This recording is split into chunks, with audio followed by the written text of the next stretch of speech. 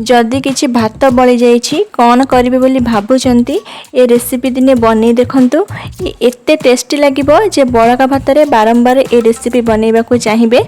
तो चलंतु देखि नबा आज रेसिपी।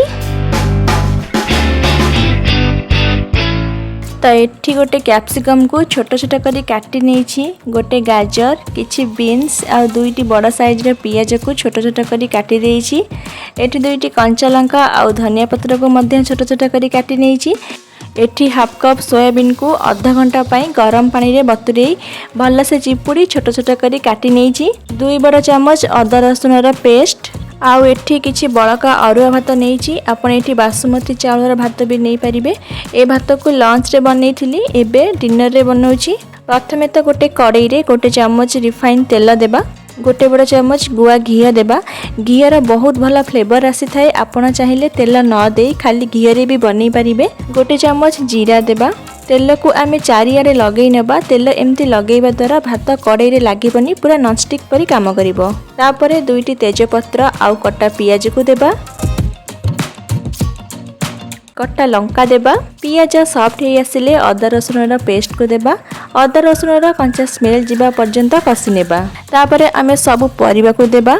बीन, सोयाबीन, गाजर देई भाजिबा। हल्का की भाजी हे आसिले कैप्सिकम को देबा। परिबा को एटी बेसी सिझेइबानी, टिके क्रंची रहिले बहुत भल लागिबो।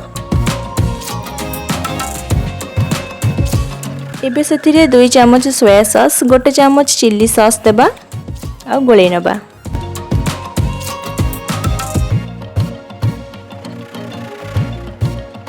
तापरे आमे बळका भात देबा।